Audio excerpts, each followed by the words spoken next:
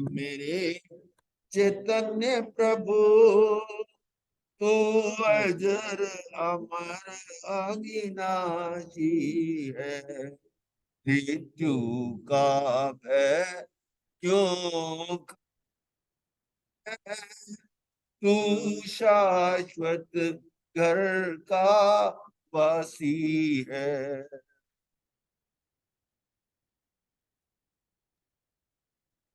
सब एकाशना करा एकाशना धारणा प्रमाणित वो सबको जय नंद जी। सबको जय नंद जी। मिठाई नंबर सब जय जितेंद्र सबको हल्का जब आ जाएगी। मथेन वंदामी महाराज हाँ जी हाँ। शिक्षा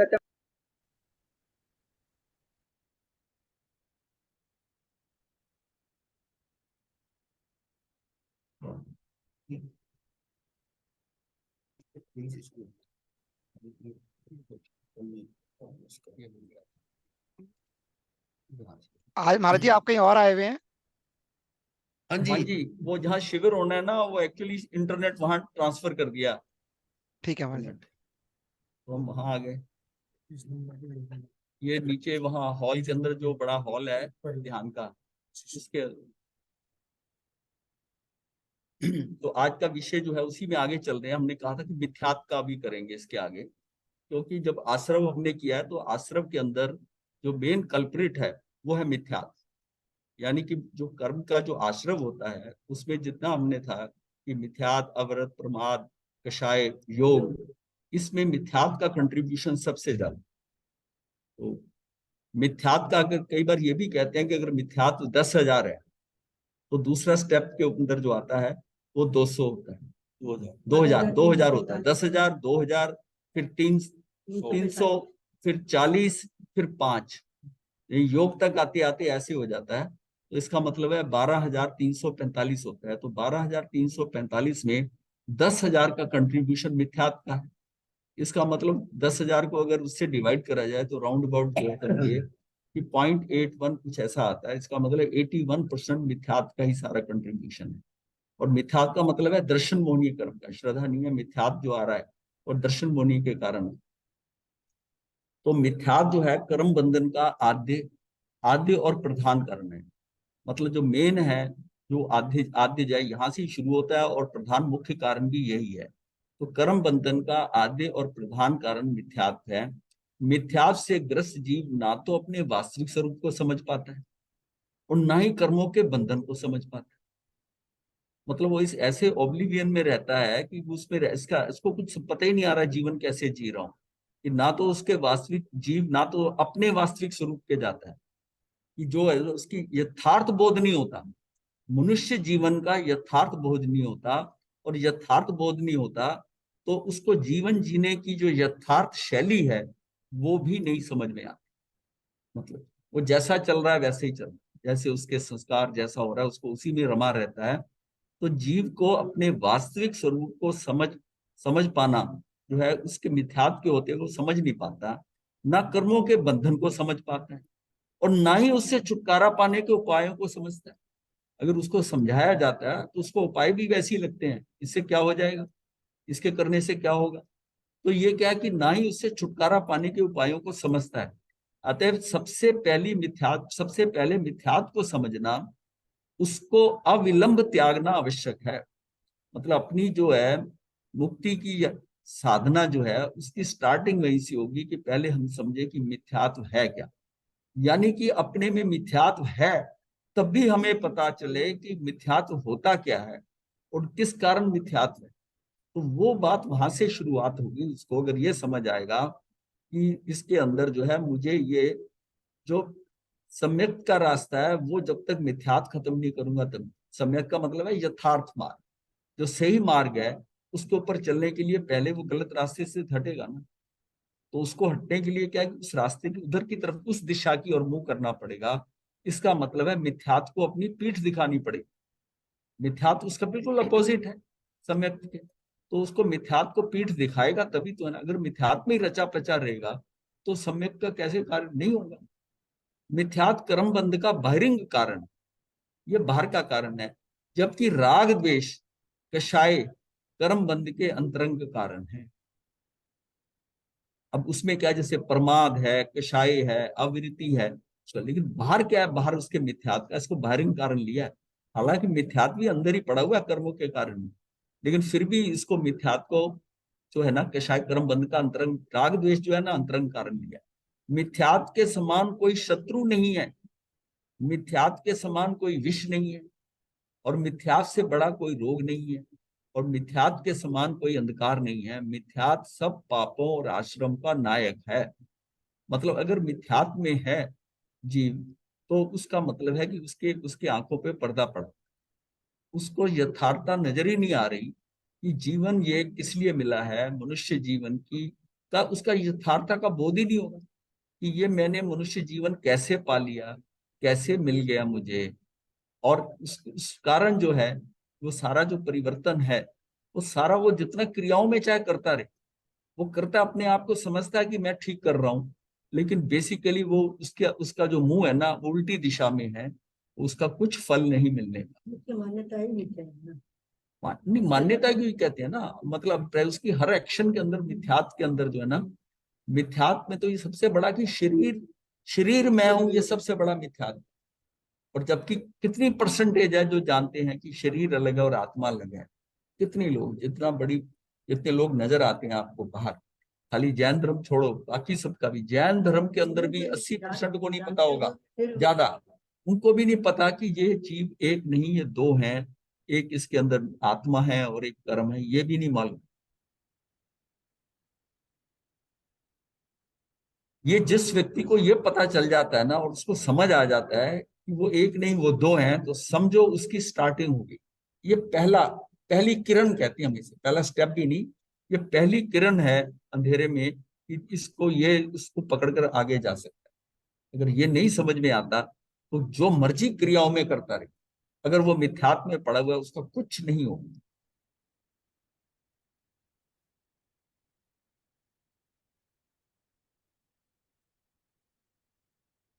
इसकी भयंकरता इसलिए है कि ये ना केवल आत्मदृष्टि को नहीं छीनता, अपितु दृष्टि में विपरीतता पैदा करता। बाकी सब कर्म है ना, उस पे आवरण आता है तो वो ढक देता है, योग्यता ढक जाती है। इसकी और दृष्टि, इसकी भयंकरता क्या है कि अगर ये, इसके कारण जो है ना, उसकी दृष्टि उल्टी हो जाती, विपरीतता ले आता, मतलब सारे काम उल्टे करेगा, उसी को ठीक समझेगा। हाँ उल्टा ही करेगा, उसका कार्य भी उल्टा होगा। ये सिर्फ ये मोहनी कर्म का जो है ना सबसे ज्यादा, ये मिथ्यात्व के अंदर मोहनी कर्म जो है ना, ये सिर्फ उसका आवरण आवरण की बात नहीं है, इसमें विपरीतता की बात है कि मोहनी कर्म के अंदर आपको सब राग द्वेष अच्छे लगते हैं, राग द्वेष अच्छे लगते हैं। उसकी भयंकरता इसलिए कि ये ना केवल आत्मदृष्टि को तो आत्मदृष्टि तो छीन ही लेता है, छीनता है, अपितु दृष्टि में विपरीतता पैदा कर देता, उसको वही ठीक लगता है कि मैं जो कर रहा हूं उससे ही करूं, जिसके कारण आत्मा को सन्मार्ग नहीं सूझता, अपितु विपरीत मार्ग में उसकी प्रवृत्ति हो जाती, वो विपरीत चलता। और उसमें क्या है कि सीधा चलने की बजाय उल्टा चल रहा है, तो सारी नेगेटिव मार्किंग होगी, उल्टा चलेगा। अदृष्टि की अपेक्षा दृष्टि की विपरीतता अधिक भयंकर है। अदृष्टि का मतलब किसी को नहीं पता, यानी अल्प ज्ञान है, वो इतना भयंकर नहीं है, लेकिन इसका ये जो है ना, ये विपरीतता जो है अधिक भयंकर होती है। वह पर रूप को अपना स्वरूप समझने लगता है, पर पुद्गलों में ममत्व और स्वयं गुणों का अनादर करने लगता है। पर पुद्गलों में उसको पर पुद्गल, जितने पुद्गल पर ही है, उसमें वो जीव के हिसाब से अलग है, उनमें उसका ममत्व होता है, पुद्गलों में मत है, ये मेरा है, ये मेरे है, ये मैं हूं, मतलब इसी के अंदर जो है ना, उसका सारा क्या, पर पुद्गलों में ममत्व और स्वयं गुणों का अनादर करने लगता है। अपने जो जीव के अपने गुण हैं, आत्मा के जो गुण है, उनका अनादर करने लगता है। मिथ्यात्व के प्रभाव में मनुष्य अपने आत्मिक सौंदर्य को तुच्छ मानकर पौदलिक पदार्थों में सुख देखता है। मतलब आत्मिक सौंदर्य, आत्मा का जो, आत्मा की सुंदरता है, आत्मा के अंदर जो सुख है, आत्मा का जो ज्ञान, मतलब एक बार आत्मा में जाए तो उसका आत्मा का सौंदर्य पता चले कितना, उसके कारण मेरा जीवन कैसा बदल सकता है। तो आत्मिक सौंदर्य को तुच्छ मानकर पौदलिक पदार्थों में सुख देता है, उसको अपने बच्चों में, घर में, वस्तुओं में, व्यक्ति, वस्तु, पदार्थों में, इनमें सुख नजर आता है, इनमें सुख नजर आता है। और ये इसी कारण है कि उसको अपना आत्मिक सौंदर्य नहीं नजर आता। अब जैसे हम ध्यान में कहते हैं कि ध्यान कर, जो पहली बार करता है उसको नहीं आनंद आता, धीरे धीरे जब ध्यान करने लगता है उसको उसमें सुख आने लगता है। भाई व्यक्ति वही कार्य बार बार करेगा जिसमें उसको सुख की प्राप्ति हो, उसको आनंद आता है, तब तो वो करेगा। नहीं तो वो एक बार दो बार किसी के कहने पे करेगा, उसको सुख नहीं मिलता होगा तो वो नहीं करेगा। तो ये शब्द बहुत अच्छा है। आत्मिक सौंदर्य को तुच्छ मानकर भौतिक पदार्थों में सुख देखता है। मिथ्या मान्यता क्या है? पर में सुख है। ये हमारी मिथ्या मान्यता है कि पर में सुख है। ये पति सुखी करेगा, बच्चा सुखी करेगा, बच्चों में सुख है, इसमें सुख है, वस्तुओं में सुख है, अच्छा पैसा हो जाएगा उसमें सुख है। इंद्रिय अगर जब तक इंद्रिय पुष्ट हैं, इंद्रियों के विषयों में सुख है। धन, वैभव, पद, प्रतिष्ठा से सुख मिलता है। परिजन सुख देते हैं। देवी देवता, देवी देवता सुख देते हैं, दुख मिटाते हैं। तंत्र से, मंत्र से, यंत्र से, किसी की लब्धि चमत्कार से, देवगुरु धर्म के प्रताप से सुख मिलता है। दुख, दारिद्र्य, रोग, शोक मिटते हैं। देव स्तुति से, मंत्र जाप से सुख मिलता है, दुख मिटते हैं। पंच परमेष्ठी सुख देते हैं, दुख मिटाते हैं। इसी तरह के ऐसे भ्रम, भ्रमना, विभ्रम, विमोह, मिथ्यात्व में पलते हैं।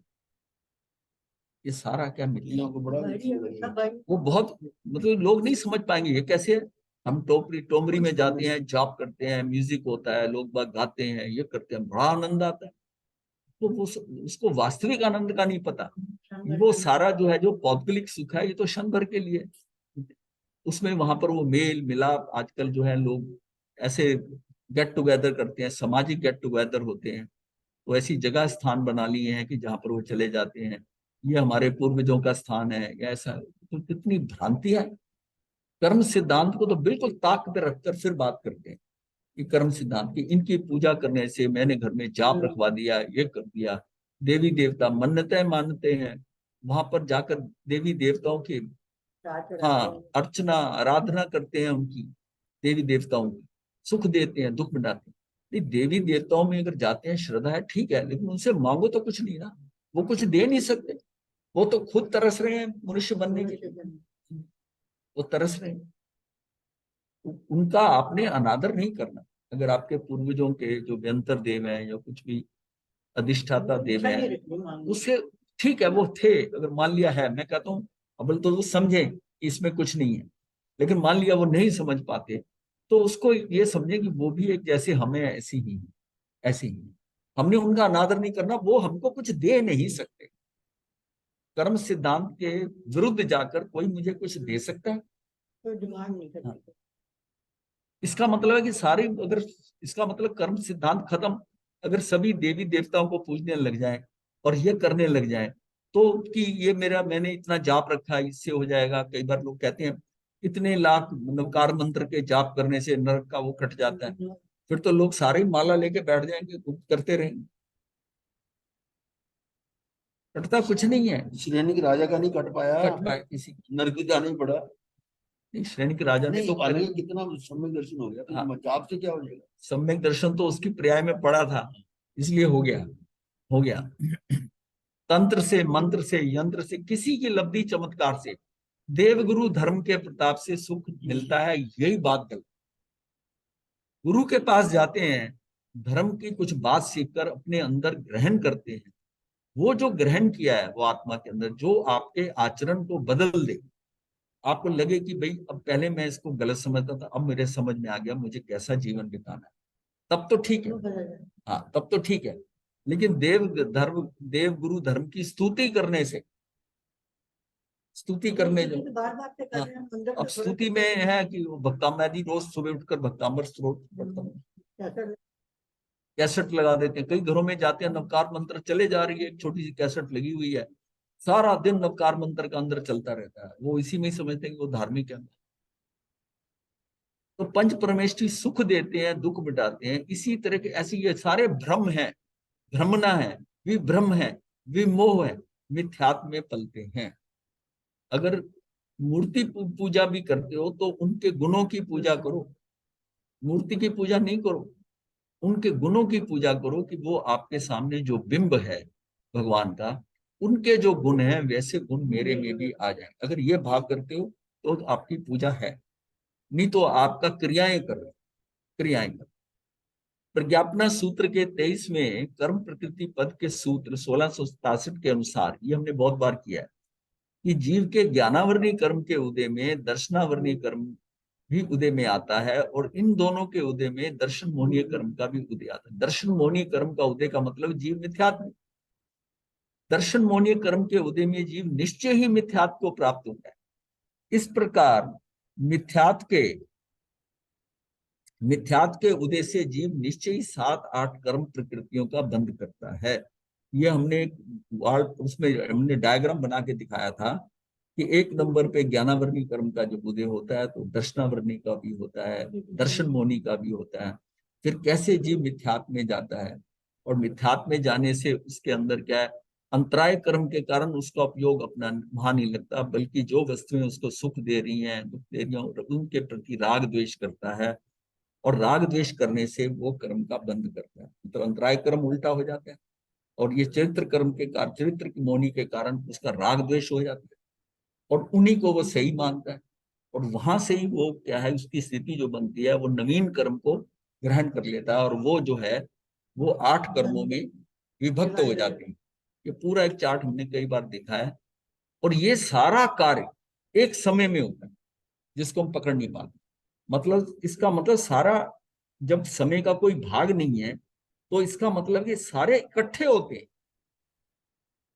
ज्ञानावरणी कर्म का भी उदय होता है तो दर्शनावरणी भी साथ ही हो रहा है, दर्शन मोहनी भी हो रहा है, मिथ्यात्व में जा रहा है, योग लग रहा है। सारा ये खेल यहाँ 1 नंबर स्टेप से लेकर और वहां तक जाने की कर्म 8 कर्म बनने का, ये सारा काम एक समय में हो रहा है, क्योंकि अगले समय में स्थिति बदल रही है, वो फिर भाव दूसरा होगा, उसके हिसाब से कर्म अलग बन, प्रति समय कर्मों का बंद हो रहा है। अगर उसको ये स्टेप बाय स्टेप होगा तो वो टाइम डिले से थोड़ी चलेगा कि हाँ जी उसका पहला चल रहा है, आप जो कर्म में बनो। एक समय के अंदर सारा कुछ एट वंस एकदम होना है, उदय में आना है, तो सारे इकट्ठे आए, सारे इकट्ठे आए। तो सभी जीवों में 7-8 कर्मों के बंध का यही क्रम है। इससे तात्पर्य यह है कि कर्म से कर्म आता है और बंधता है। मतलब मिथ्यात्व का उदय होते ही, जैसे अब यहाँ ये पॉइंट आया ना कि मिथ्यात्व के उदय में जीव निश्चय ही 7-8 कर्म प्रकृतियों का बंध करता है। इसका मतलब है कि कर्म ले लिए, कर्मों का आश्रम हुआ, और हमने कहा था कि कर्मों का आश्रम जो है मिथ्यात्व, अवृत्ति, प्रमाद, कषाय योग से होता है। यहाँ हम सारी मिथ्यात्व की बात कर रहे हैं, क्योंकि ये मेजर कंट्रीब्यूशन इसका है मिथ्यात्व। जब मिथ्यात्व में है तो उसमें अवृत्त आएंगे ही आएंगे, आएंगे। मिथ्यात्व ही है तो प्रमाद भी होगा ही होगा उसमें, और मिथ्यात्व में है तो उसके ये भी लगे। और योग जो है, योग का कंट्रीब्यूशन वो फाइनल रिजल्ट है, योग से वो आते हैं। योग जो है मेरी आत्म प्रदेशों के अंदर की चंचलता, यह मत समझो कि योग से मैं मन वचन काया से ही सिर्फ होगा, अंदर से वाइब्रेशन हो गई, अंदर अंदर चला गया भाव का, तब भी कर्म खींच लिए। और योग से तो और आद हो गया, मन से, वचन से, काया से। तो मिथ्यात्व या मिथ्या मान्यता या दर्शन मोहनीय क्या है? हम कहीं मिथ्यात्व बोलते हैं, कहीं मिथ्या मान्यता कहते हैं, या कहते हैं कि दर्शन मोहनीय क्या है इस बात की, कि शरीर आदि रूप मैं हूं, मैं शरीर आदि का कर्ता भोक्ता भी हूं। राग आदि भाव कर्म का कर्ता भोक्ता होने से ज्ञानावरण आदि द्रव्य कर्म का भी कर्ता भोक्ता हूं। यानी कि ये कर्म भी मैं बांध रहा हूं, राग द्वेष भी मैं कर रहा हूं। यही उल्टा चक्कर है कि तू जीव, तू कर्म बांध नहीं सकता, तेरा काम सिर्फ जानना है, जानना है। ये तो तब है कर्म का कि तू विभाव में जाता है, तू स्वभाव में रहता है तो तेरा कोई कुछ नहीं कर सकता। विभाव में जाता है तो उस समय कर्म का बंधता है। विभाव में क्यों जाता है? कर्मों के उदय से। तो कर्मों के उदय से तू तेरी स्थिति बदलती है, तो इसका मतलब कर्म ही कर्म बांधता है।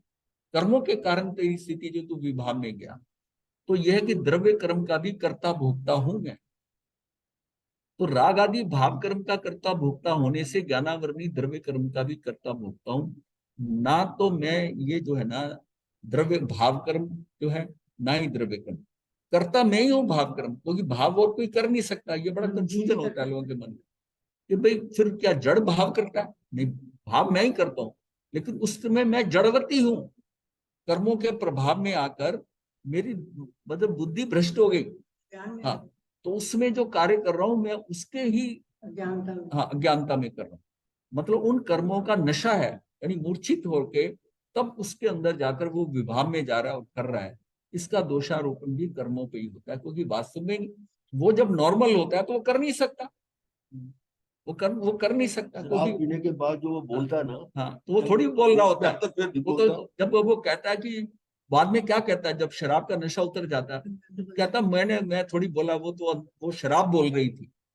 तो फिर इसका मतलब वही बात है कि उस समय तू विभाव में जो है, तू वो विभाव में होते हुए तू कर्मों के उस समय उनके नशे में है, नशे में था, उसमें तूने ये कर्म करा।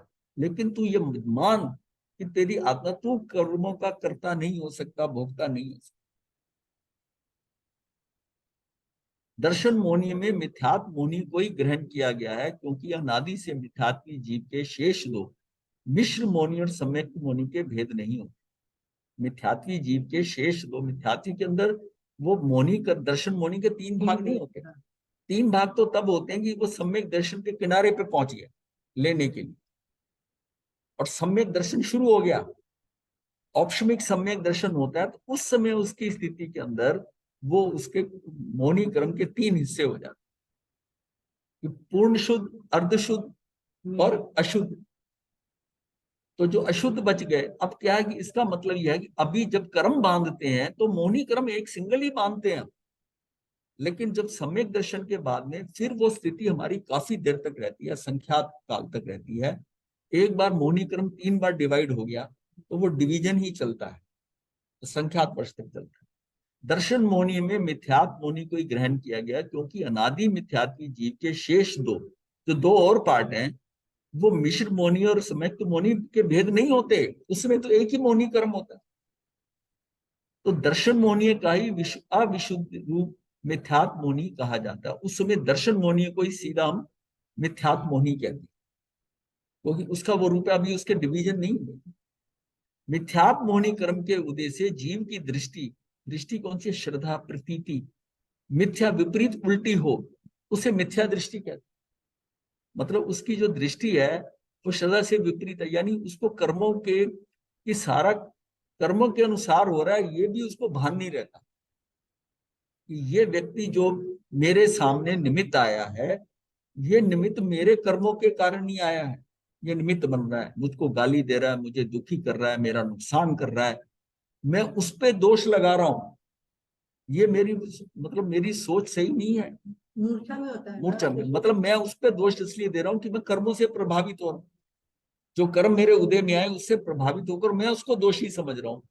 अगर मैं अपने कर्मों से प्रभावित नहीं होता, मैं समझता हूँ ये मेरे मेरे कारण हो रहा है, मैं अपना उपादान संभालू, मैं अपनी योग्यता संभालू, बाहर से क्या करना है, तू अपने आप को तो संभाल पहले। तो जब तू अपने आप को संभालता है तो उस समय तेरी स्थिति ये होती है कि फिर तेरे से वो गलती नहीं होती, तू अपने आप को संभाल के चलता है।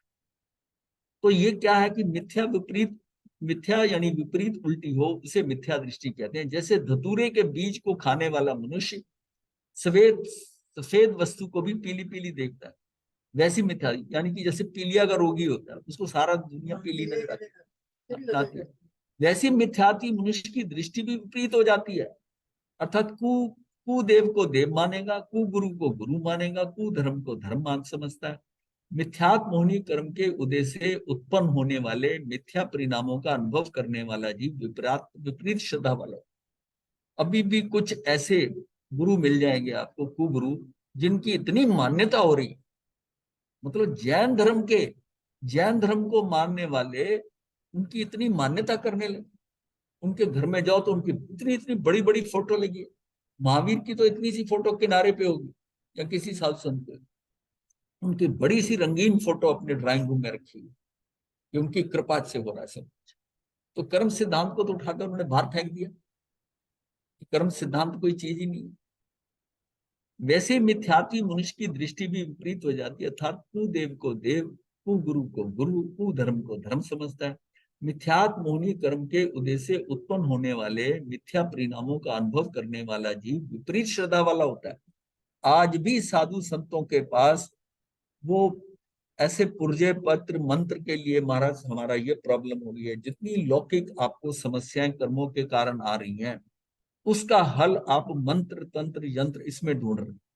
ये कितना कितना मिथ्या श्रद्धा, कितनी मिथ्या कि ये मेरा मंत्र महाराज ये माला दे देंगे, ये मंत्र दे देंगे। अब महाराज को बार बार कहते हो तो फिर माला ही बैठते हैं। आपको इतना निश्चय क्यों नहीं होता कि भगवान ने जो कहा है एटलीस्ट उसको तो माने कि कर्म सिद्धांत है, ये तेरा ही किया धरा है, तूने जो करा उसके अनुसार ही तुझे फल मिल रहा है। और कोई तुझे दुखी नहीं करता, किसी दूसरे पे दोषारोपण बिल्कुल नहीं करना, क्योंकि जो कुछ सिचुएशन आ रही है तेरे सामने ये तेरे कर्मों के कारण आ रही है। इसको सहज भाव में जान ले। अगर प्रतिक्रिया यहाँ करता है तो तेरा नवीन कर्म बंद हो जाएगा, फिर ये श्रृंखला टूटेगी कैसे। और अगर तू उसको समझ जाता है ये मेरे पीछे किया हुआ, पीछे का किया हुआ कोई गलत कर्म है, वो आ रहा है उदय में, तो आने दे, ठीक है, सहज से भोग। मतलब एक एक उसको सहज से उसको निकाल, ना किसी पे दोषारोपण कर, और शांत हो। वो आकर कर्म चला जाए, नवीन कर्म बनेगा नहीं। तो होने वाले मतलब है कि मिथ्या मोहनी कर्म के उदय से उत्पन्न होने वाले मिथ्या परिणामों का अनुभव करने वाला जीव विपरीत श्रद्धा वाला हो जाता है। जिस प्रकार पित्त ज्वर से युक्त जीव को मीठा रस भी अच्छा मालूम नहीं होता। अब बुखार होता है ना, उसको कोई उसको उसको जूस दिया जाता है, कुछ दिया जाता है मौसमी का, उसको कड़वा नजर आता है, क्योंकि उसका अपना स्वाद ऐसा हो गया। तो पित्त ज्वर से युक्त जो उसके अंदर पित्त पैदा हो गया ज्वर बुखार के बाद में, उसको मीठी चीजें भी अच्छी नहीं मालूम पड़ती जो उसको दी जाती हैं। उसी प्रकार मिथ्यात्व को यथार्थ धर्म भी अच्छा प्रतीत नहीं होता। मिथ्यात्व की स्थिति में क्रोध मान माया और लोभ प्रबलतम होते हैं। मिथ्यात्व के साथ एक ये जरूर है कि मिथ्यात्व की स्थिति में ये जो अनंतानुबंधी कषाय की चौकड़ी है ना, ये भी मौजूद रहेगी। अगर जीव मिथ्यात्वी है तो ये नहीं है कि उसकी वो नहीं हो, अगर मिथ्यात्वी है तो ये भी पूरी होगी।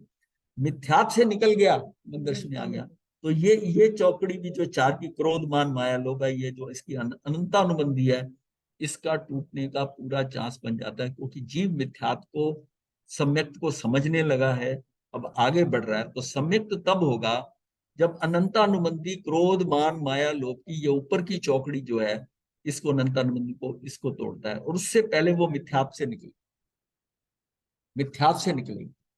क्योंकि दर्शन मोहनी की स्थिति जो है ना, हमने चौथे पॉइंट पे लगाई थी। अगर वो ड्राइंग दिमाग में है, एक नंबर पे ज्ञानावरणी कर्म का उदय, दूसरे पे दर्शनावरणी का, तीसरे के ऊपर दर्शन मोहनी का, और चौथी जो स्थिति आती है जिसमें विपरीत दिशा में मिथ्यात्व में जीव जाता है, वो दर्शन मोहनी के उदय में वो मिथ्यात्व में जा रहा है। तो ये मानो कि क्रोध मान माया और लोभ ये प्रबलतम होंगे, यानी कि अनंतानुबंधी होंगे। इंद्रियों के विषय में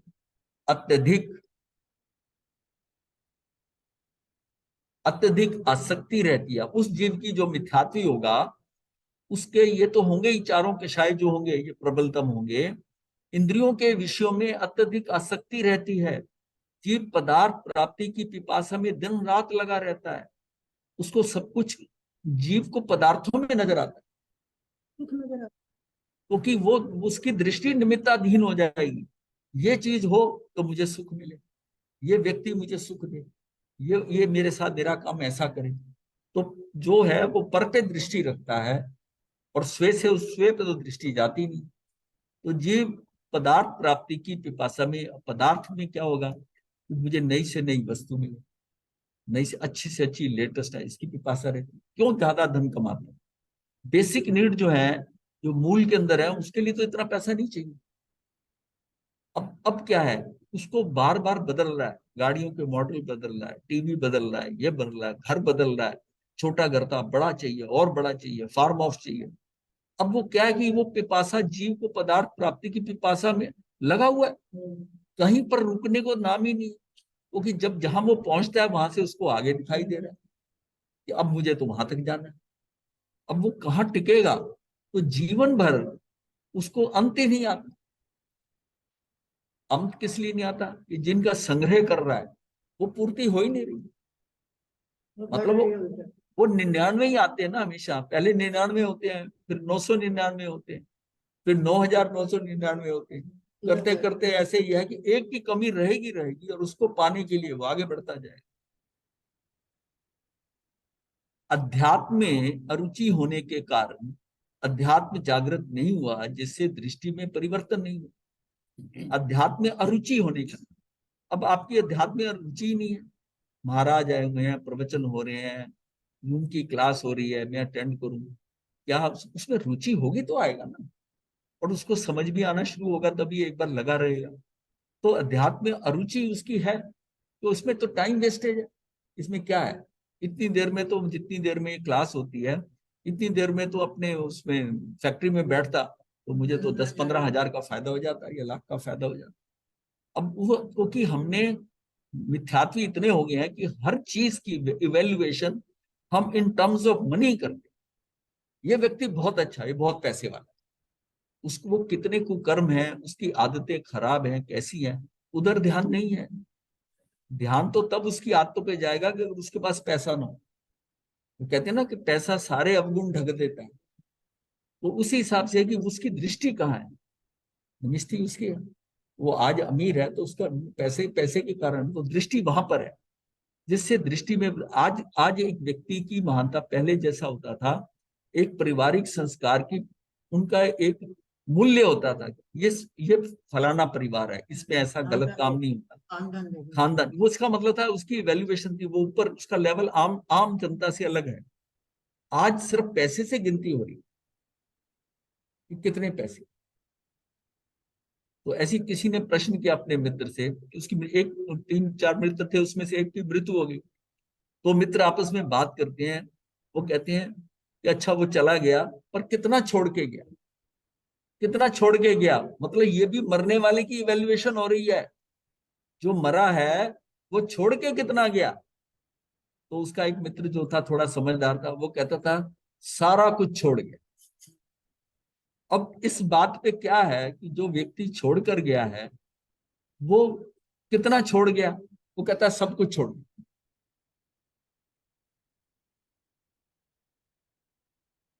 जब तक दृष्टि बाहर भौतिक पदार्थों पे नहीं, इससे ऊपर का था, भौतिकवाद में जीव भटकता है क्योंकि ये नहीं जाना कि जीवन के सम्यक विकास के लिए आध्यात्मिकता का होना नितांत आवश्यक है।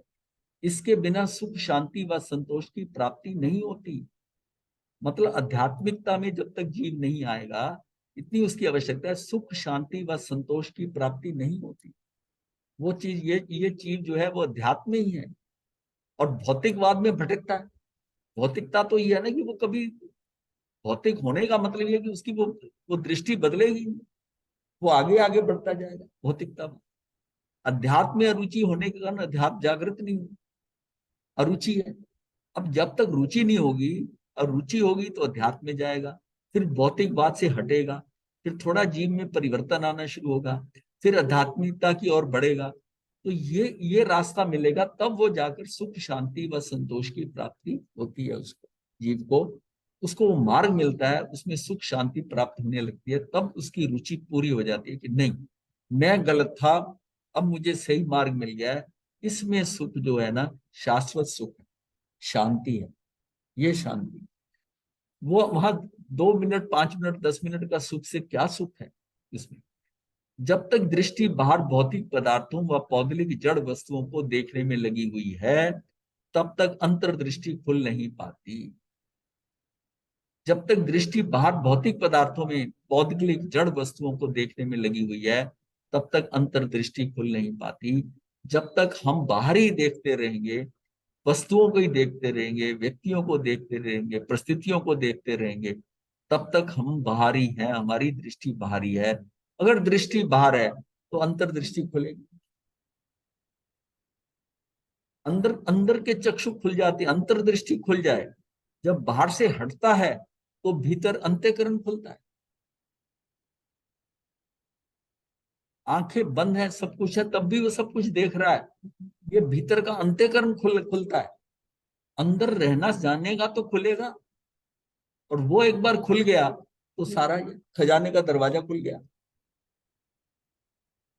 देह में आत्म बुद्धि, पर पदार्थों में ममत्व बुद्धि, स्वामित्व बुद्धि, राग देश आदि भावों में कर्तृत्व भोक्तृत्व बुद्धि। देह में आत्म बुद्धि, ये पहला पॉइंट है। पर पदार्थों में ममत्व बुद्धि, ये मेरा है, ये मेरा बेटा है, ये मेरी पत्नी है, मेरा घर है, ये मेरा दुकान है, मेरी बिजनेस है, मैं करता है। मैं कहाँ करता है? जब आत्म बुद्धि देह में होता है। ये कहाँ क्या करता है? ममत्व बुद्धि में मेरे मेरे मेरे में, ये मेरे माता पिता, ये मेरे हैं। ये उसकी क्या है? पर पदार्थों में ममत्व बुद्धि, स्वामित्व बुद्धि, मैं इनका स्वामी हूँ, मैंने इनको बनाया।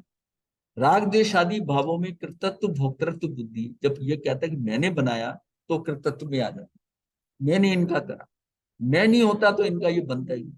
सारे भाइयों को सेट करने वाला मैंने ऐसा किया, मैंने ऐसा, तो उसमें उसकी कर्तृत्व बुद्धि, कर्ता भाव, कि मैंने ऐसा सीखा। और फिर भोक्ता भाव आता है, ये मेरी बात मानी, मैंने सबके लिए बहुत कुछ किया, उस बात में वो भोक्ता भाव होता है। माता पिता में भी भोक्ता भाव होता है, जब ओल्ड एज में जाते हैं कि ये बच्चा जो है, ये बेटा हमारा, हमने तो अपनी जान लगा दी, सारा जीवन इनके ऊपर खर्च कर दिया, और ये बात सुनते नहीं है, करते नहीं है, उसका भोगने का भाव है कि जो हमने किया उसका हमें रिजल्ट मिले, ये भोक्तृत्व भाव है। तो ये चारों बुद्धियां जो है ना, यही आत्मा के पौद्गलिक रिलेशन में चार तरह की डिवीजन होती है। आत्मा इन चार तरह के संबंधों में अटक जाती है। आत्म बुद्धि में, ममत्व बुद्धि के अंदर, कृतत्व और भोक्तृत्व बुद्धि में। पुण्य को भला लगेगा, पुण्य को भला समझेगा, पाप को बुरा ना मानना, पाप को बुरा ना मानना, पुण्य को भला समझना, पुण्य करते करते मोक्ष की प्राप्ति होगी, ऐसा विपरीत मान्यताओं में श्रद्धा को मिथ्या दर्शन कहते हैं। नवीन मिथ्या कल्पनाओं में श्रद्धा उत्पन्न होती है, उसे ग्रहित मिथ्यात्व यानी कि मिथ्या दर्शन कहते हैं। ग्रहित मिथ्यात्व क्या है? नवीन मिथ्या कल्पनाओं में श्रद्धा उत्पन्न होती है, नवीन जो है ना, उसको हम कहते हैं ग्रहित मिथ्या। जो मिथ्यात्व हमारा पीछे से चलता है, पीछे से मिथ्यात्व, हमारे संस्कार ऐसे हैं, सब है। जो मिथ्या दर्शन जन्म से ही रहता है, उसे अग्रहित कहते हैं। वो अग्रहित इसलिए कि अभी नहीं ग्रहण किया, वो पीछे से चलता है, कहते हैं। अर्थात अनादि से चला आ रहा है। ये मिथ्या सहजी यानी निसर्ग है, यानी कि प्राकृतिक है, ये तुम्हारे साथ है।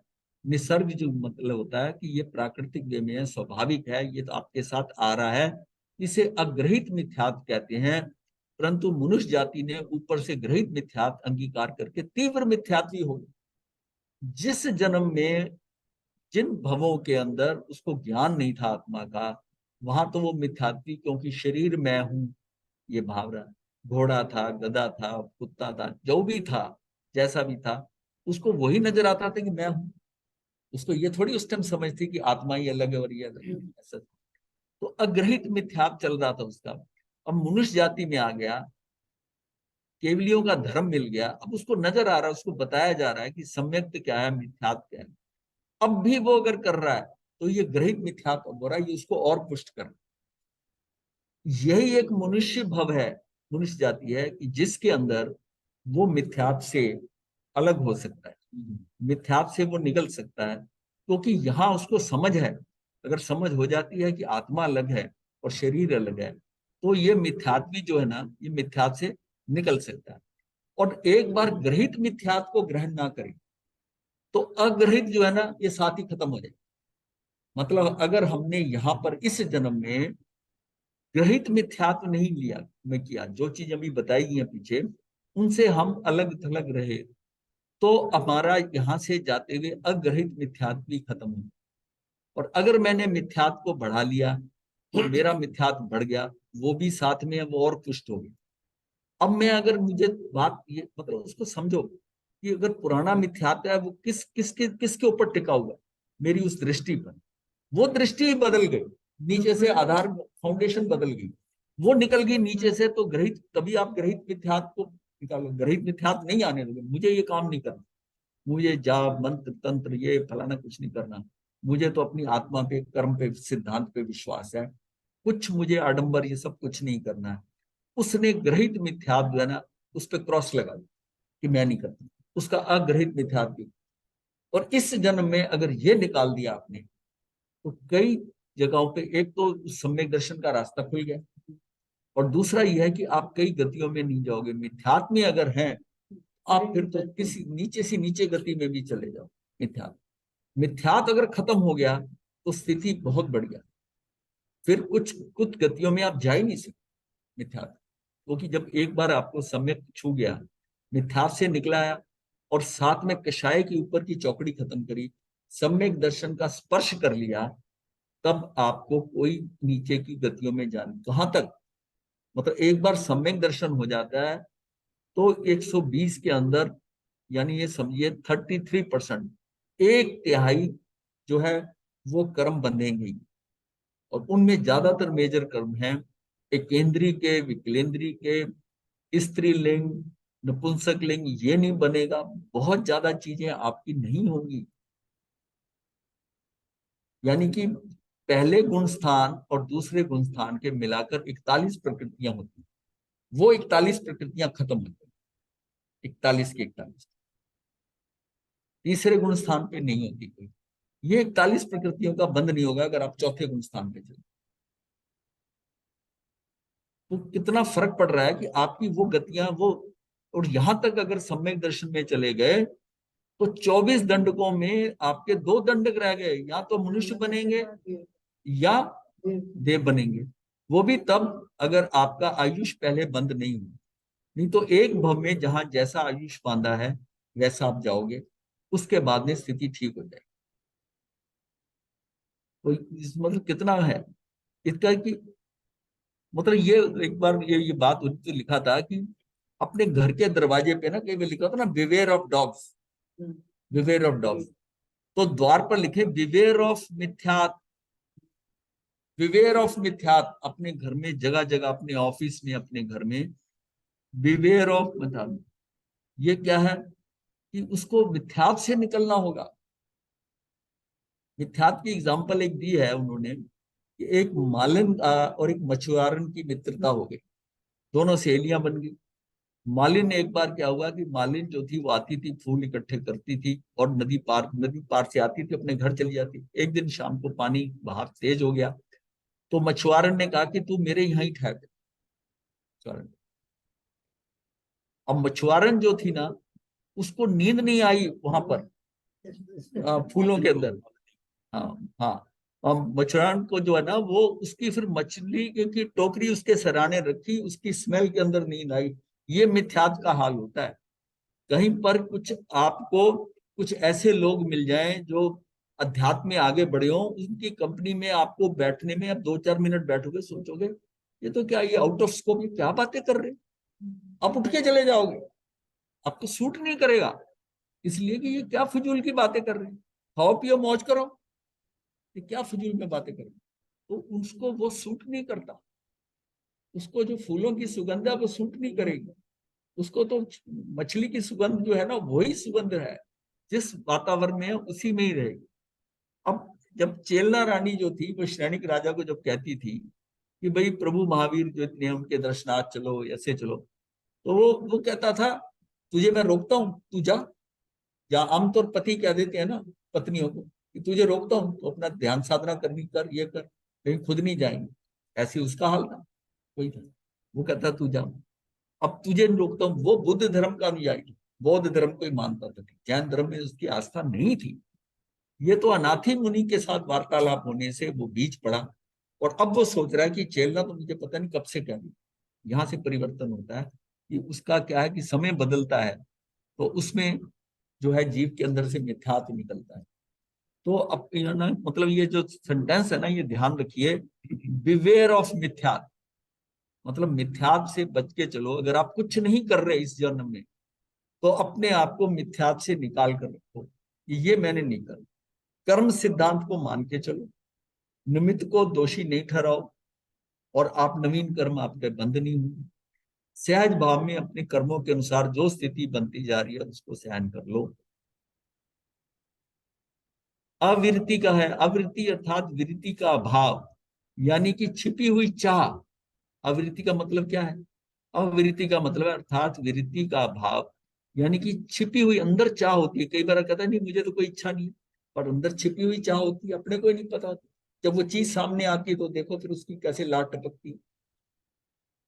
वह छिपी हुई चाह ज्वाला है, आग है, अतृप्ति है, सुख पाने की चाह, दुख को मिटाने की चाह, ये होती है। अंदर चाह होती है, जब तक प्रोवाइड नहीं होता तब होता है कि मतलब वो चोर भी जो था ना, वो राजा के यहाँ घर पे गया, तो उसको चोरी करने के बाद भी उसने सोचा इस पलंग बहुत शानदार है, बड़ा गद्दा बिछा हुआ है, कितना कोमल मखमल का जैसा, जरा थोड़ी देर इस पे देखूं कि राजा कैसे आनंद लेते हैं। बस वो लेट गया, नींद आ गई, सोता रह गया। तो ये क्या है? बात सुख बड़ी है ना। सुख पाने की चाह।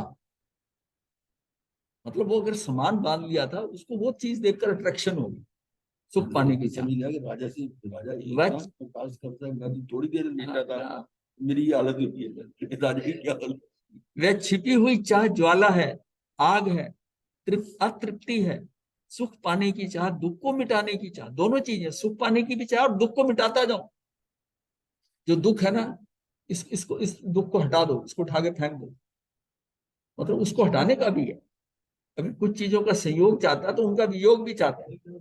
जो उसको बहुत प्रिय होना अगर घर में आ जाए, तो उसको कहता है आप एक दिन और रुको ना, 2-4 दिन रह के जाओ, आए हो। बट जिनके साथ उसकी नहीं बनती या जिसको वो ठीक नहीं समझता, तो वो कहते कब जाएगा, ये जाएगा कब, इससे वियोग हो जाए। वो भी उस अब सुखी वियोग में हो गई। किसी के संयोग में खुशी है, किसी के वियोग में खुशी है। ये क्या है? ये अपनी अपनी सोच है। तो प्रिय को पाने की चाह, प्रिय को मिटाने की चाह, अनुकूलता को प्राप्त करने की चाह, प्रतिकूलता को समाप्त करने की चाह, हिंसा, असत्य, चोरी, अभ्रम और परिग्रह से विरत ना होना, त्याग के प्रति अनुत्साह और भोग के प्रति उत्साह होना। त्याग के प्रति अनुत्साह, कई बार महाराज कहते थे ये चीज छोड़ दो, ये कर दो, उसके प्रति कदम नहीं, महाराज ये मत कराओ। त्याग के प्रति अनुत्साह और भोग, हम तो किसी को कराते भी नहीं। भोग के प्रति उत्साह को होना, क्योंकि हमें पता है ये व्यर्थ में है इसका। जो चीज अपने मन के भाव से नहीं करी, अंदर से त्याग का भाव नहीं आया, वो तो फिर जबरदस्ती आरोपित की ना। और ये त्याग, ये कमी के कारण प्रेजेंट जनरेशन साधु संतों स्थानकों से भाग रही। ये समाइक दे देते हैं, ये चीजों का त्याग कराते, अपने को नहीं जानते। कोई संत महाराज तो पूछे क्या करते हो, समाइक करते हो, नहीं करते, ले नियम वो डरते हैं। त्याग के प्रति अनुत्साह और भोग के प्रति उत्साह का होना। पांचों इंद्रियों व मन को विषयों, मन के विषय जो है इंद्रियों के सुख, इंद्रिय जन सुखों में जाने से ना रोकने को अविरति कहती है। मतलब मन को विषयों में जाने से ना रोकने को अविरति कहती है। उधर विषय उधर की तरफ भाग रहे हैं, उसको जाने से अविरति कहती है, बतनी है। तो ये भी उसका इतना इंपॉर्टेंट है। लेकिन जो जीव मिथ्यात्वी होता है, उसको ये बातें इतनी अच्छी से समझ नहीं आएंगी। ये तो है कि मिथ्याव से निकलता है तो तब उसका वृत्ति के पर जाता है। यहां तक कि सम्यक दर्शन हो जाता है, तब भी अवृत्ति सम्यक दर्शन, चौथे स्थान पर वृत्ति नहीं आती, वृत्ति नहीं बनता। हाँ, चौथे पे कहा है अवृत्ति सम्यक दर्शन है, उस स्थान का नाम। वृत्ति नहीं आई, अप्रत्याख्यानी, अप्रत्याख्यानी चौकड़ी जाएगी तब आएगी। अप्रत्याख्यान की चौकड़ी पड़ी है, सम्यक दर्शन हो गया है, लेकिन फिर भी वो व्रत लेने को तैयार नहीं। उसकी स्थिति आगे जाके धीरे धीरे फिर बदलाव आए, तब जाके हाँ हाँ फिर आए। इसलिए अब मतलब उसके उसको ना, मतलब अवृत्ति वहां तक रहती है। मिथ्यात निकल गया है, तब भी अवृत्ति रह रही है, क्योंकि वो जो चाह है, प्रिय को पाने की चाह, प्रिय को हटाने की चाह। प्रमाद क्या है? प्रमाद है, प्रमाद भाव निद्रा है, ये भावों से निद्रा है। अप्रमाद अंतर जागरण है, अप्रमाद जो है वो अंतर जागरण हो गया, ये भावों की निद्रा है। प्रमाद जो मूर्छा है, भाव निद्रा का मतलब है कि मूर्छा है। अप्रमाद क्या है? अंतर जागरण, अंदर से जागृत हो। अहितकर कार्यों के प्रति असावधान और हितकर कार्यों का अनादर करता है, प्रमाद इसको कहते हैं। जो अहितकर है कार्य, जो उसका नुकसान करने वाले, उसके प्रति असावधान रहता है, परवाही नहीं है, कोई सावधानी नहीं उसके लिए। और हितकर कार्यों का अनादर करता है, मतलब उसको ये कह दो ना कि चल ये प्रवचन सुनना है या यहाँ पर कुछ कार्य ऐसा हो रहा है धार्मिक, उसमें आने को तैयार नहीं है अहितकर। ये कहाँ है, वो कहाँ है। वो कहेगा अगर फिल्म देखनी तो चल सकता हूँ, करणीय व अकरणीय का बोध धुंधला पड़ जाना। ये करणीय है, ये करने लायक है, ये नहीं करने लायक है, इसका जो बोध होता है व्यक्ति को वो धुंधला पड़ जाता ये करूँ कि है। हाँ, नहीं मतलब वो उसको बुरा मानता ही नहीं, क्या फर्क पड़ता है, तो धुंधला पड़ जाना है। कुछ लोग ऐसे हैं जो कहते हैं कि जिस जिस रेस्टोरेंट के अंदर ये नॉन वेज बनता है हम उसमें एंटर नहीं करेंगे, क्योंकि उनको पता है कि ये जो है ये हमें वहां नहीं जाना, कंडीशन। कुछ कहते हैं फर्क नहीं पड़ता, कोई बोध धुंधला होता है, अरे हमें क्या फर्क पड़ता है, वो अलग बना। वो ये सोचता है कि उसके बर्तन, उसकी कढ़ाइयां, उसका सर्व करने वाला, वो कड़छी, वो सारा हिसाब लगाता है। तो जिसने मतलब है करनी व करने का बोध धुंधला पड़ जाता है कि मैं ये करूं कि ना करूं, और फिर होकर वो बीच में जैसा प्रभाव होता है जहां फ्लो में आकर वो वहां चला जाए। ये करनी और अकरनी, जो नशा करते हैं ना उनके मित्र कहते हैं कि भाई ऐसा, अरे टेस्ट तो करके देखो, तो वो उसको पता है कि ये अकरणीय है। और कई बार जिनको टेस्ट कराया था उनको लत पड़ गई, वो उनके मित्रों से ज्यादा पीने लग गया। तो इसका मतलब है करणीय और करनीय, ये अगर हमको बिल्कुल क्लियर हो कि ये मैंने करना है, ये नहीं करना है, तो फिर कोई क्वेश्चन ही नहीं है क्या। लेकिन जब ये दोनों का करने का बोध धुंधला, आज की जनरेशन में करनी और अकरनी का बोध धुंधला पड़ गया, क्योंकि उनका संपर्क जो है वो अजैनों से ज्यादा है, इसलिए वो उसको ग्रांटेड लेने लगे। क्या फर्क पड़ता है, क्या फर्क पड़ता है। उस संगति से दूर रहना जितना आवश्यक है, उससे भी अधिक सुसंगति में रहना अनिवार्य है। ये बड़ी इंपॉर्टेंट बात है। हम कई बार कुसंगति से दूर रहना, ये बात को तो समझते हैं कि संगति खराब नहीं होना चाहिए। कुसंगति से दूर रहना जितना आवश्यक है, उससे भी अधिक सुसंगति में रहना अनिवार्य है। क्योंकि कुसंगति से दूर दूर बच के रहेगा, कभी भी वो मौका ऐसा आएगा तो उसमें फंस सकता है। लेकिन अदरवाइज अगर उसने कुसंगति छोड़कर सुसंगति में रहना शुरू कर दिया, उसका उसकी उसकी स्ट्रेंथ और बढ़ गई, सुसंगति का प्रभाव बढ़ जाएगा, फिर कुसंगति कभी प्रभावित नहीं कर सकेगी। लेकिन जो बच बच के अभी बच रहा है, बाबा से बच के सिर्फ इतना बचने को ठीक समझ रहा है, नहीं, इससे भी अधिक सुसंगति में रहना अनिवार्य है। मतलब कुछ लोग ऐसे कि महाराज हम कोई गलत काम नहीं करते, ये उनके लिए लाइन है ये कि हम गलत काम नहीं करते, ये सत्य करते हैं। हाँ ठीक है, हम प्रवचन सुनने नहीं आते, हम ये नहीं करते, हम यहाँ नहीं जाते, पर हम कोई गलत काम नहीं करते। तब उनको ये कहता हूं कि कुसंगति से दूर रहना जितना आवश्यक है, इसको आपने समझ लिया है, तो सुसंगति में रहना अनिवार्य है। तो वहां से पूरा हटेगा ना। तभी पूरा वहां से मूल से हट जाएगा। सुसंगति में रहना अनिवार्य। अगर तू वहां से हट गया, इतनी समझ हो गई है तुझे कि कुसंगति से दूर रहना है, तो फिर सुसंगति में आ, वो ज्यादा अनिवार्य है, फिर वो पक्का हो जाएगा। अतः सुसंगति से दूर रहने की इच्छा प्रमाद है, ये प्रमाद है। सुसंगति से दूर रहने की इच्छा प्रमाद है। आचरण सूत्र के 1-3 सूत्र 108 में है, माई पमाई पुनरति गब्बम, अर्थात माया और प्रमाद के वश हुआ मनुष्य बार बार जन्म लेता है। यह माई का अर्थ कषायवान है। माई का मतलब सिर्फ माया ही नहीं है, माई कहा है लेकिन इसका अर्थ है कषाय है, कषायवान है। आत्मशुद्धि और धर्म आदि अच्छे कार्यों में अनुसार को प्रमाद कहते हैं।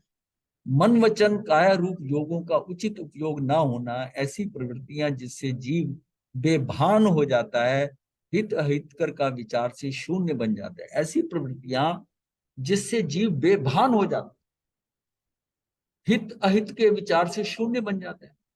वो ऐसा होता है, चलो कोई नहीं, क्या फर्क पड़ता है, हित अहित के विचार से शून्य बन जाता है।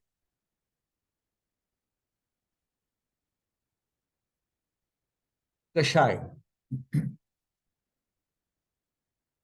ये चौथा पॉइंट आ जाता है, कषाय। आश्रव की बाढ़ का चतुर्थ प्रवाह कषाय। ये आश्रव की बाढ़, इसका जो चौथा प्रवाह है कषाय है। संसार बढ़ाने का सबसे बड़ा कारण है, संसार का मूल कर्म है, और कर्म का मूल कषाय। संसार का मूल कर्म है, कर्म का मूल कषाय है। इसका मतलब सबसे पहले निवृत्ति कषाय से लेनी चाहिए, कषाय से लेनी चाहिए। कषाय जीव के शुद्ध उपयोग में मलिनता उत्पन्न करता है। कषाय जीव के जीव बड़ा शांत है, हम बैठा है, और कुछ ऐसी घटना हुई एकदम क्रोधित हो जाए, यानी उसके अंदर मलिनता आ गई, कुछ ऐसी चीज है उसमें ऐसी कुछ क्रिया हुई है, ऐसी कुछ परिवर्तन आया है कि जिससे एकदम भड़क उठा। तो कषाय जीव के शुद्ध उपयोग में मलिनता उत्पन्न करता है। संसार के समस्त प्राणियों में कषाय पाया जाता है। चारों कषाय तीव्रतम से तीव्रतर, मंद से मंदतर, 4 श्रेणियों में विभाजित, यानी कि एक केंद्रीय जीव है उसमें भी कषाय है, अनंतानुबंधी कषाय है। ये व्याख्या प्रगति के 3 में आता है। तो ये चारों कषाय तीव्रतम से तीव्रतम, मंद से मंदतर, चारों श्रेणियों में विभाजित हैं। तीव्रतम भी है, ये इसकी श्रेणियां हैं, श्रेणियों। यद्यपि चारों कषायों की तरतमता की दृष्टि से अनंत स्तर हैं, यद्यपि चारों कषायों की जो है, चारों कषायों की तरतमता से, चारों कषायों की तरतमता की दृष्टि से अनंत स्तर हैं, तथापि आत्म विकास की घात की दृष्टि से प्रत्येक कषाय के 4-4 स्तर हैं। मतलब यद्यपि चारों कषाय की तरतमता की दृष्टि से अनंत स्तर हैं, तथापि आत्म विकास की घात की दृष्टि से प्रत्येक कषाय के 4-4 स्तर। अवृत्ति रहता है तो इसके 4 स्तर कर दिए, अनंतानुबंधी ये सारा कर दिया। पर ये स्तर हमारे बनाएंगे, ये हमारे बनाएंगे कि ये स्तर ऐसा कि ये हमारा इस गुण स्थान तक रोकता है, ये यहाँ तक रोकता है, ये 4 हमने बना लिए। अदरवाइज तो इसके तो अनंत स्तर हैं कषाय के। मेन कर दिए बेटा। ये 4 श्रेणियां आत्मा के विकास की घात से है। मतलब अगर अनंतानुबंधी कषाय है तो वो चौथे गुण स्थान पर आने नहीं देगा। चौथे गुण स्थान पे आने का मतलब है कि एक चौकड़ी खत्म हो, ये चौकड़ी खत्म होती है, चाहे उसका क्षय हो, उपशम हो, क्षयोपशम हो, पर आपने उसको खत्म किया इस वर्तमान के अंदर, तो उस चौथी की स्टेज पे आ जाए। इसके बाद अगली चौकड़ी खत्म करते हो तो 5वीं पे आ जाते हो, 5वें पे आप श्रावक धर्म लेते हो, आराव्रत ले लेते हो। फिर इससे अगली में एक और चौकड़ी खत्म करते हो प्रत्याख्यान की, तो संयम आ जाता है, संयम आ जाता है। और उसके बाद 9वें गुण स्थान तक स्वजलन का जो चौथा है वो 9वें में जाकर खत्म है, 8वां और 9वां में, 7वां 8वां में। तो ये सारा जो है ना, इसका मतलब है कि ये उस हिसाब से ये चारों ही कषाय, स्वजलन जो है वो आपकी वीतरागता को रोकता है। 10वें तक, हाँ, 10वें तक रहता है, लेकिन वो मतलब अगर वो जब तक रहेगा तो वीतरागता रुक जाती है। कोई जब तक वो उतना स्वजलन हमारे बीच में है तो हमारा वीतरागता रुक जाएगा। क्योंकि कषायों के अंदर कषाय जो है ना, ये 9वें गुण स्थान तक पैदा हो सकते हैं, 10वें गुण स्थान से आगे नहीं होते। 10वें गुण स्थान पर अल्प स्थिति होती है कषाय की, 10वें गुण स्थान तक अल्प रहती है। और इसके बाद जो होता है सिर्फ एक ही स्थिति, एक कर्म की स्थिति रह जाती है 7वें, 10वें के बाद। और इससे पहले जो है 6 प्रकृतियां होती हैं, ये हमने करा हुआ है, ये आ गया। तो ये प्रत्याख्यान मंद और स्वजलन मंद कषाय, स्वजलन अंत तक आपकी वीतरागता को रोके रखते, ये तीनों, ये कषाय पूरे खत्म होंगे ही तब जाकर आप वहां पर पहुंचेंगे। ये कषाय खत्म होंगे तो 12वें स्थान पे सूक्ष्म से संप्राय। ये तीनों चरित्र शक्ति के प्रतिबंधक हैं। ये हमारी चारित्र शक्ति के, चरित्र मोहनी का ये सारे खेल है। चरित्र मोहनी के अंदर अब मोहनी क्रम के 2 हिस्से थे। दर्शन मोहनी, इसने मिथ्यात का रखा कंट्रोल, मिथ्यात इसके कारण था। और ये जो 4 चौकड़ियां, ये चरित्र मोहनी, ये दोनों मिलाकर मोहनी कर्म। और कर्म बंद इन्हीं से ही होता है, बाकी 7 कर्मों से कर्म बंद नहीं होता। पर इससे जो कर्म बंद होता है मोहनी से, वो बाकी 8 में ही बंधता है। 7 या 8 बंधेंगे। जब आयुष बनता है तो 8 बंधते हैं, नहीं तो 7 बनते हैं। और आयुष जीवन में एक बार बनता है। तो इस हिसाब से यह है कि 7-8 कर्म जो है ये इसी में बंधते हैं। हाँ भाई, ये लास्ट में होगी शायद। दर्शन शक्ति के व्यक्त होने पर, अर्थात दर्शन मोहनीय व अनंतानुबंधी कषाय के वेग, उपशम, क्षयोपशम या क्षय होने से चतुर्गुण स्थान के अंत में चरित्र मोहनी का प्राथमिक विकास होता है। यहाँ से विकास कहाँ हुआ? प्राथमिक विकास हुआ कि अनंतानुबंधी की चौकड़ी, उसका क्षय, उपशम या क्षयोपशम हुआ, यहाँ तक होता है। 9 कषाय सम्यक दर्शन का बाधक तो नहीं है, किंतु श्रावक वृत्ति का बाधक अवश्य है। और इस कषाय के उदय होने पर श्रावक वृत्ति के प्रति अंश मात्र भी उत्साह नहीं रहता। ये भी इम्पोर्टेंट है, नो कषाय का। और ये कल बाकी कर लेंगे 8 बजे, पूरे 8 बजे। तो इसी दोबारा देना।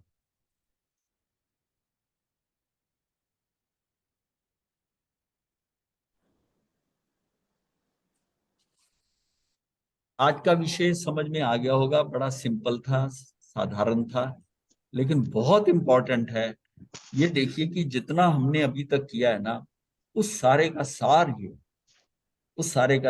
ये है कि मैं कैसे मिथ्यात्व से निकलूं और अनंतानुबंधी कषाय की चौकड़ी को तोड़ूं। यही खेल है। इस भव में आपने इतना कर लिया, यहां पहुंचकर आप हो गया, उसके लिए आपने मेहनत कर ली।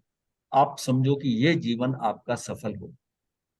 घर में रहते हुए ये कार्य हो सकता है।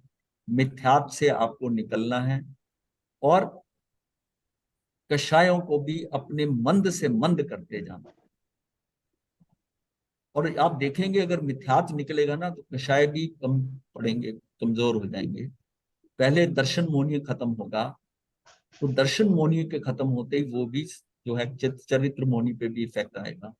ये करना अपना बहुत जरूरी है। ये सारा खेल अंदर का है, अपने आप को जज करना, अपना अवलोकन करना कि मेरा दर्शन मोहनी में कहाँ पर ये पड़ा हुआ है और दर्शन मोहनी के कारण मैं कहाँ कहाँ जा रहा हूँ। आज जितना हमने मिथ्यात्व को भी डिटेल में कर लिया है, ये जितने भी है इसको आप समझ के चलिए कि हम अपने कर्म सिद्धांत को पक्का मान के चलें, निमित्त को निर्दोष माने, उसको दोषी ना माने निमित्त को, और अपने आप को ये समझे कि हमने ये कार्य करना ही है इस जीवन के अंदर।